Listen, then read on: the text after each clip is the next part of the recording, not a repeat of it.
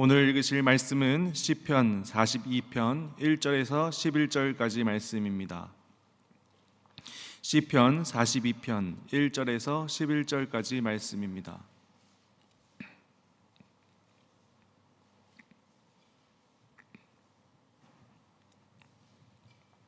제가 읽고 마지막 절 다 같이 합독하도록 하겠습니다.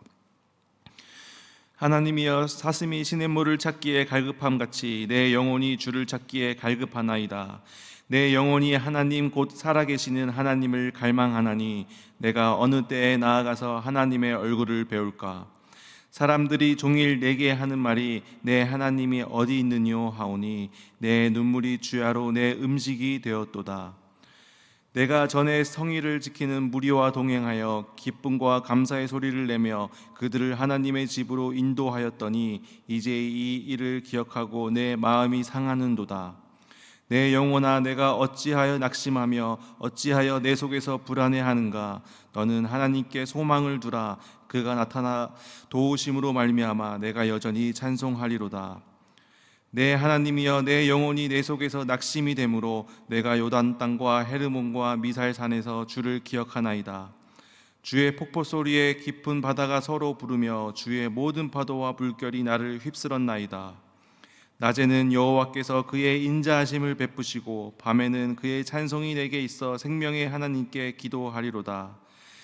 내 반석이신 하나님께 말하기를 어찌하여 나를 잊으셨나이까? 내가 어찌하여 원수의 압제로 말미암아 슬프게 다니나이까 하리로다.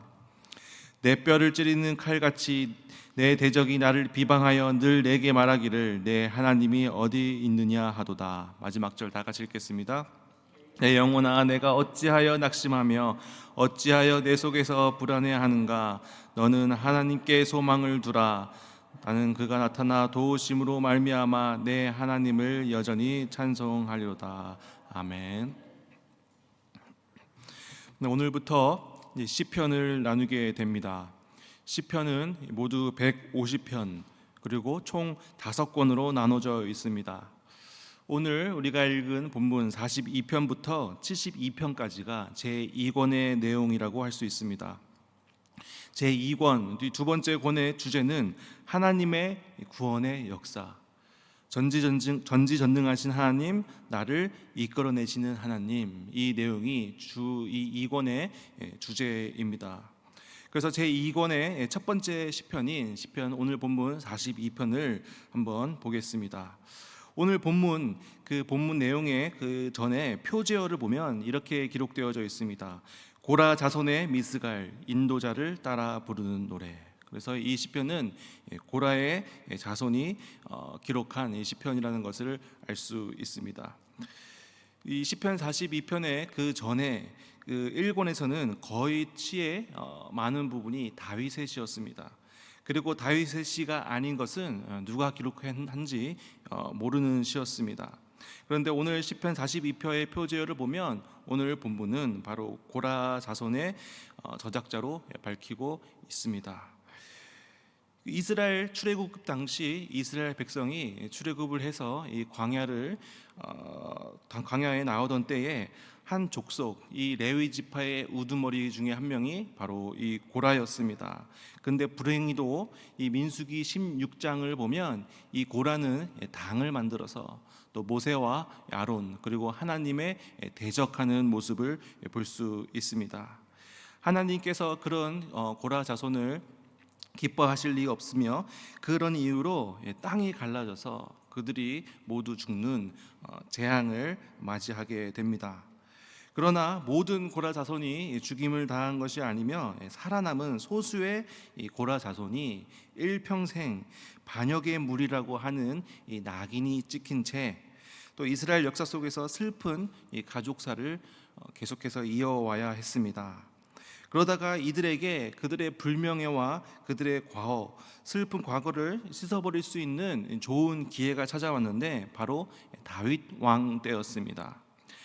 하나님께 버림받은 이 사울이 이스라엘을 다스리고 있었을 때 새롭게 왕으로 기름 부음 받은 이 다윗 주위로 상처받고 공고한 자들이 다윗 주변으로 몰려들었습니다. 그리고 이 다윗은 하나님께서 주신 그 소명대로 이 사람들을 목자와 같이 잘 돌보면서 새로운 나라를 건설하게 됩니다. 이때 다윗을 도왔던 족속 중에 한 족속이 바로 고라 족속입니다. 이 고라 족속은 자신의 불명예와 자신의 반역이라는 이런 오명을 씻은 채 이 하나님의 법궤를 이스라엘로 옮기는데 귀하게 사용받습니다.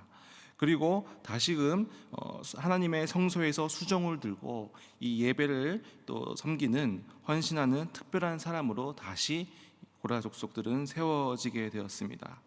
오늘 우리가 읽은 이 시편 24편은 이러한 역사적 배경을 지닌 고라 자손이 중에 한 명이 시편을 기록했다라고 나타나 있습니다. 그래서 이 고라 자손의 미스갈 인도자를 따라 부르는 노래, 이 고라 자손의 이 배경을 이해한다면 조금 더 입체감 있게 오늘 본문 말씀을 나눌 수 있을 것 같습니다. 1절 보겠습니다. 1절은 이렇게 기록합니다. 하나님이여 사슴이 시냇물을 찾기에 갈급함 같이 내 영혼이 주를 찾기에 갈급하나이다. 하나님이여 라고 이 시편의 저자는 외치고 있습니다. 이 하나님이여 라는 단어는 조금 다른 뉘앙스입니다. 보통 이 전의 시편에 보면 여호와여 라고 하나님을 이렇게 부릅니다. 이게 여호와여 라고 부르는 것은 뭔가 친밀한 하나님, 나를 가장 가까이서 지켜주시고 나를 가장 가까이서 이끌어주시는 하나님이라는 의미를 가지고 있습니다. 그런데 이 하나님이여는 이 엘로힘, 그래서 조금 더 능력의 하나님, 창조주의 하나님, 나를 구원해 주시는 전지전능하신 하나님, 이런 하나님의 의미를 가지고 있습니다. 그래서 이 시편의 기자는 하나님의 능력, 하나님의 보호하심을 부르고 있는 것입니다. 계속해서 내 영혼이 주를 찾기에 갈급하나이다 라고 이렇게 기록하고 있습니다. 어떨 때 우리는 갈급할까요? 바로 우리의 어려움 때, 우리의 힘으로 해결할 수 없는 일을 만났을 때 우리는 갈급함을 느낍니다. 그런데 모든 우리 삶 가운데 어려움이 찾아오지만 중요한 것은 그 초점이 어딨냐라는 것입니다. 그 초점이 문제에 있느냐, 그 초점이 갈급함에 있느냐라는 것입니다. 우리는 어려움을 겪으면 자꾸 그 상황에 집중하려고 합니다. 그 상황은 사실 엎질러진 물입니다. 우리 힘으로, 우리 능력으로 해결할 수 없는 상황이 대부분입니다. 그런데 우리는 자꾸 그 엎질러진 물, 그 상황에 집중하고 그것에 휩쓸리면서 정신을 차리지 못하게 된다는 것입니다. 그래서 아프고 속상하고 힘들고 고통스럽고 계속해서 그 상처의 아픔에 어려움에 빠져들게 됩니다. 그런데 우리는 그 문제의 초점을 어려움에 두는 것이 아니라 바로 오늘 시편의 기자는 갈급함에 두고 있습니다. 하나님, 저는 갈급합니다. 하나님, 저는 힘듭니다. 제 힘으로 해결할 수 없습니다. 전지전능하신 하나님께서 해결해 주시옵소서, 길을 안내해 주시옵소서라고 기도하는 것, 이것이 바로 하나님 자녀의 자세입니다. 믿는 자들이나 믿지 않는 자들이나 다 삶의 어려움을 겪게 됩니다. 그런데 그 극명한 차이점이 뭐냐면 그 어려움에 닥쳤을 때 하나님의 자녀는 하나님을 바라봅니다.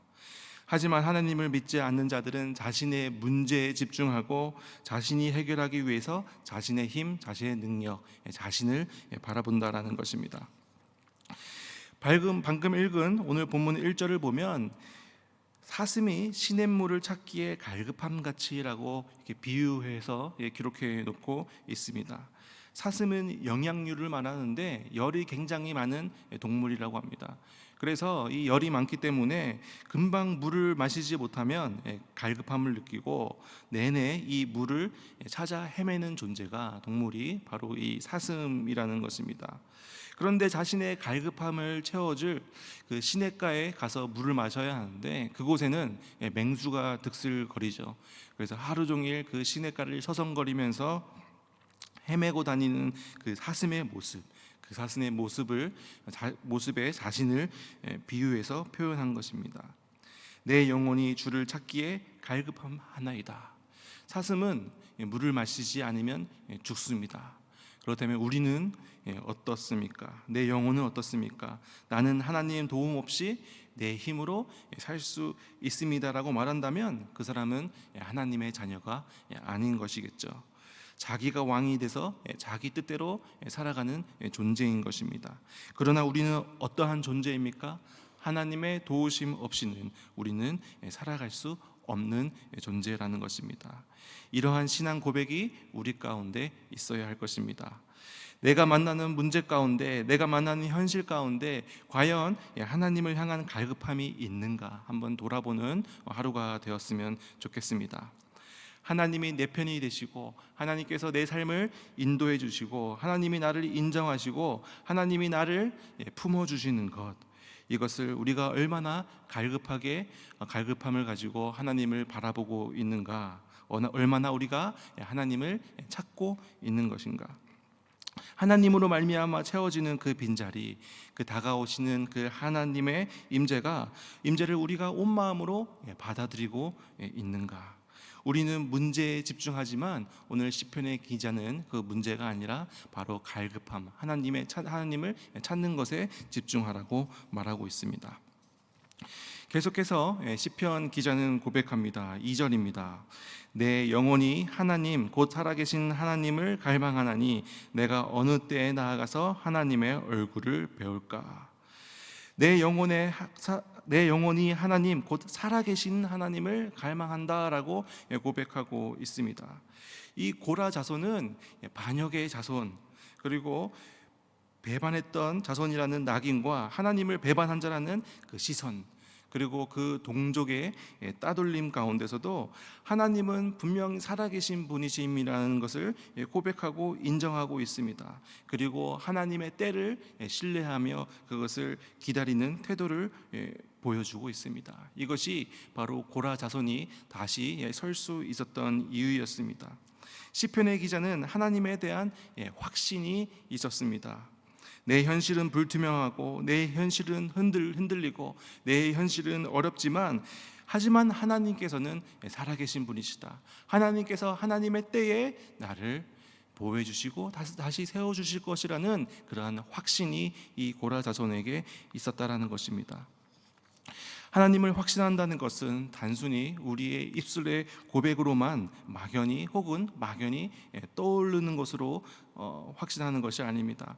하나님을 확신한다는 것은 하나님을 확실히 안다라는 것입니다. 또 그 하나님은 나에 대해서 속속히 아신다는 것. 그래서 내가 그 하나님을 아버지라고 불렀을 때 하나님께서는 응답해 주시고 하나님께서는 우리를 삶 가운데 찾아오셔서 나를 구원해 주실 것이라는 그러한 확실하게 믿는다는 것이 하나님을 확신한다라는 것입니다. 전능하신 그분이 바로 나의 구원자 되시고 하나님께서 나를 동행해 주시고 나의 동반자가 되어 주신다는 것, 그분에 대한 확신이 있어야 한다는 것입니다. 그래서 이 시편의 기자는 하나님께서는 살아계신 분이시며 확실히 나를 세워주시고 구원해 주실 것이라는 것을 고백하고 있습니다. 또 그 갈망하는 마음을 가지고 시편의 기자는 고백합니다. 내가 어느 때에 나아가서 하나님의 얼굴을 배울까. 어느 때에. 우리가 이 한 주 동안 봄 특별 부흥회, 특히 룻기를 통해서 하나님께 받은 은혜가 있습니다. 하나님께서 룻에게 좋은 때, 좋은 장소, 좋은 만남을 허락하여 예배하여 주셔서 풍성한 은혜를 허락하신 것처럼 이 시편의 기자도 하나님의 때를 기다리는 것입니다. 룻기에서 하나님께서 보리 추수 시작할 때 그 좋은 때를 주셨던 하나님, 그리고 엘리멜렉의 친족 보아스에게 속한 밭, 이 좋은 장소를 허락하셨던 그 하나님, 그리고 보아스를 예배하시고 좋은 만남을 허락하여 주셨던 이 하나님을 이 시편의 기자도 그 하나님을 기대하고 기다리고 있는 것입니다. 우리도 우리의 시간표가 있지만 하나님께서 가장 완벽한 때에 주심을 믿고 그 신실하신 하나님을 신뢰하고 기대하고 기다릴 줄 알아야 한다는 것입니다. 지금 이 고라 자손의 시편 기자의 오직 소망은 바로 하나님의 얼굴을 뵙는 것입니다. 시편 기자는 이 문제가 해결된 것이 아니라 그 문제를 통해 하나님을 바라보고 있다라는 것입니다. 진짜 하나님께서 우리 삶 가운데 우리에게 문제를 주신 허락하신 이유는 그 문제를 통해 하나님을 만나는 길을 열어주기 위함이라는 것입니다. 분명히 어렵습니다. 분명히 괴롭습니다. 그러나 그 문제를 통해서 하나님을 뵙고 그 문제를 통해서 내 삶의 어려움을 통해서 하나님과의 관계가 다시 회복된다면, 다시 이 예수 그리스도를 영접할 수 있는 신앙이 회복된다면 얼마나 감사한 기회겠습니까? 하나님 나를 도와주세요. 하나님 나를 만나주세요. 나의 삶을 해결해 주세요라는 이 기도가 우리에게 필요하다라는 것입니다. 계속해서 3절을 보겠습니다. 3절을 보면 그토록 이 시편의 기자가 찾고 있는 그 하나님의 응답이 아닌 시편의 기자가 들은 것은 사람들의 조롱소리였습니다. 3절입니다. 사람들이 종일 내게 하는 말이 내 하나님이 어디 있느뇨 하오니 내 눈물이 주야로 내 음식이 되었도다. 그 주변 사람들이 하나님이 어디 있느냐, 너가 정말 믿는 그 하나님 과연 살아계신 분이냐라는 조롱을 하는 것을 볼 수 있습니다. 안 그래도 이 힘든 상황 가운데 주변 상황들까지 그 하나님을 조롱하면서 나아가는 것을 볼 수 있습니다. 이로 인해서 시편의 기자는 음식도 먹지 못하고 마음이 상하여 주야로 흘리는 눈물만이 그 음식이 되었다라고 고백하고 있습니다. 바로 얼마나 슬프고 얼마나 괴로우면 음식도 먹지 못하고 하나님께 나와서 기도하고 있는 것입니다. 그렇다면 여기서 한번 생각해 보시기를 원합니다. 지금 이 시편 기자에게는 아무 응답도 없는 것입니까? 지금 괴로움만 찾아오는 것입니까? 문제가 점점 더 커지기만 하는 것입니까? 그렇지 않다라는 것입니다. 기도하는 것 그 자체가 응답이라는 것입니다. 어려움 가운데 하나님께 내가 너무 갈급합니다, 지금 만나주세요 라고 하는 이 기도 자체가 바로 하나님의 응답이라는 것입니다.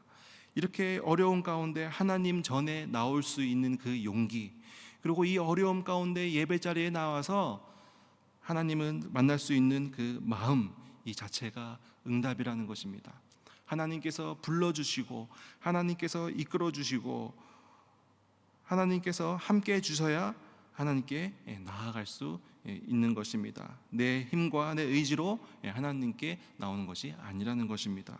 그래서 내가 힘들 때 기도하는 것, 내가 힘들 때 이 예배 자리에 있는 것 자체가 바로 기도의 응답이라는 것입니다. 그래서 매일같이 반복되는 예배 혹은 계속해서 우리 삶 가운데 반복되는 예배이지만 그 가운데 하나님의 사랑과 은혜를 깨닫고 그 예배를 소중히 여기며 바로 내 삶 가운데 응답하고 계신 그 살아계신 하나님께 다시 한 번 더 영광을 올려드리는, 또 오늘 하루 복된 삶을 사시는 여러분들 되시기를 축복합니다. 기도하겠습니다. 하나님 감사합니다. 오늘 말씀을 통하여 바로 그 하나님의 때를 기다리는 그 신실한 하나님을 의지하고 그 하나님을 저희들이 바라보는 저희들 될 수 있도록 도와주시옵소서. 바로 저희들은 알 수 없지만 하나님께서 우리들의 삶 가운데 가장 좋은 때에 가장 좋은 것을 주심을 믿고 그 하나님을 신뢰하며 나아가기를 원합니다. 저희들이 힘들고 어려운 때마다 저희들의 상황에 집중하는 것이 아니라 바로 그 하나님의 갈급함, 하나님께 나아와 기도하며 예배드리는 것에 집중하는 저희들 될 수 있도록 도와주시고, 저희들의 힘들고 어렵고 외로운 삶이 있다면 하나님께서 만져주시고 저희들의 삶을 쉴만한 물가로 인도하여 주시옵소서. 이 모든 말씀 예수님의 이름으로 기도드렸습니다. 아멘.